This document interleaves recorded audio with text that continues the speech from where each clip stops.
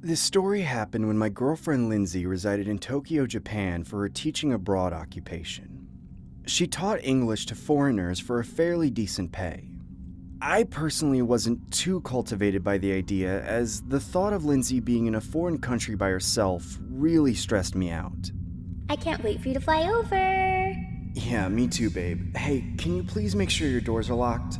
I already locked it, silly. Stop being so paranoid.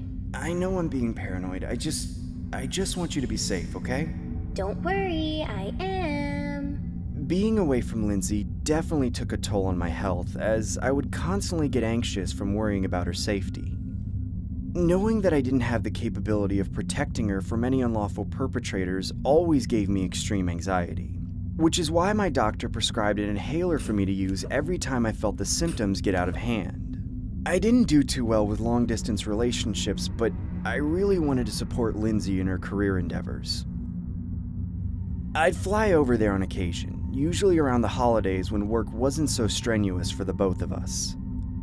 I remember spending the majority of my time watching the rather odd Japanese game shows while Lindsay and her roommate Saki would do after-hours work from home. Staying in Japan was quite the culture shock. I wasn't used to the Eastern lifestyle, but the longer I stayed there, the more accustomed I became. Or I should say, the more comfortable I felt with Lindsay's stay there.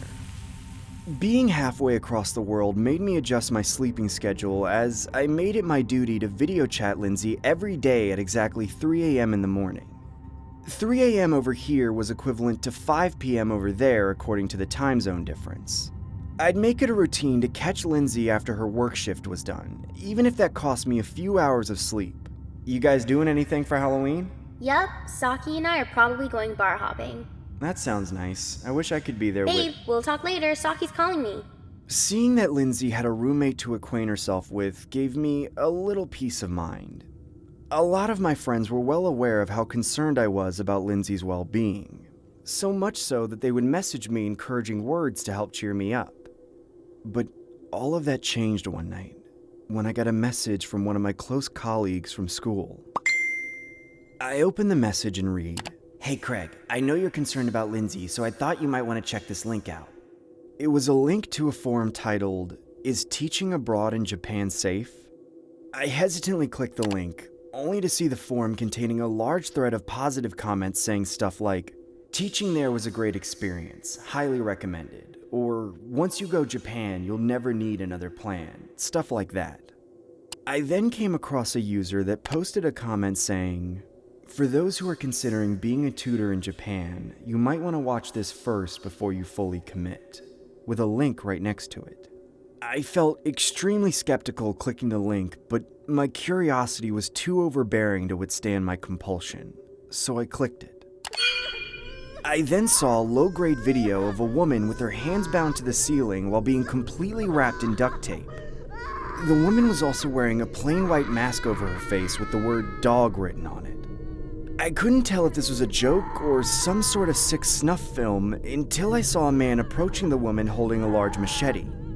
I could hear this poor lady screaming in agony as he began to shout, "What is your name?" Please, sir, please just let me go. Please just let me go. "What is your name?" My name is Kathy. Please don't hurt me. Wrong answer! Your name is Dog!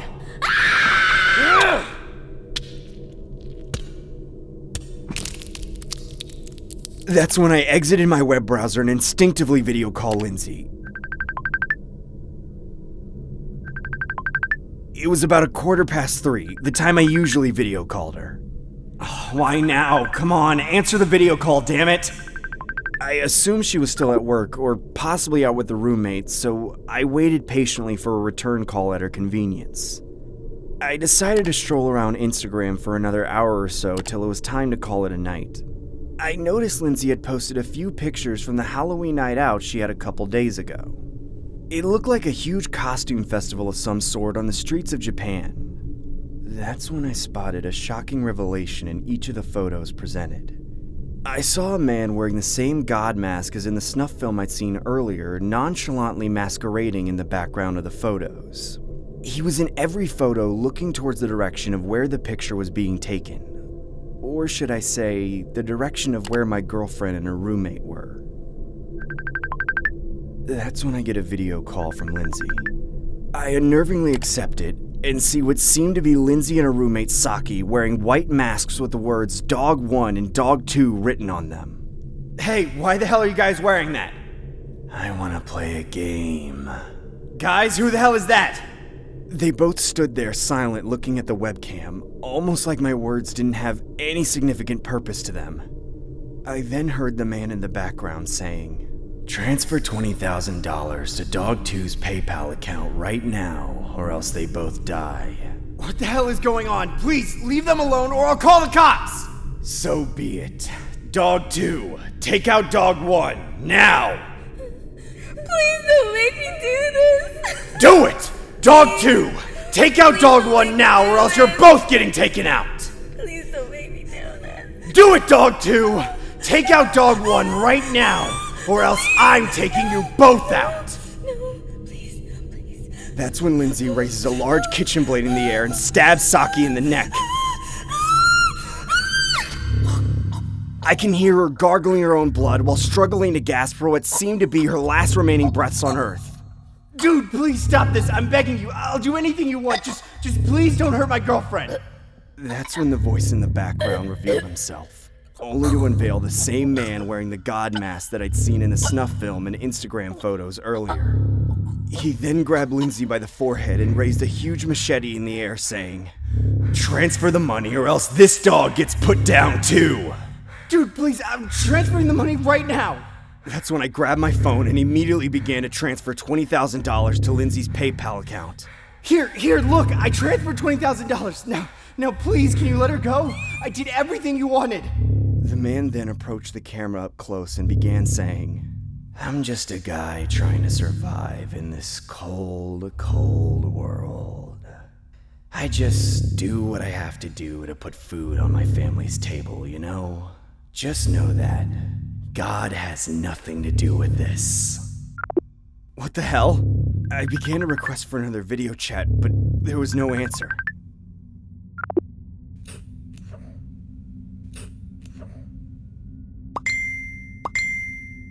That's when I get 2 messages from Lindsay's account. I click the chat box and see an image of Lindsay's severed head on top of the computer desk. The other image was a meme face with the caption, "Gotcha."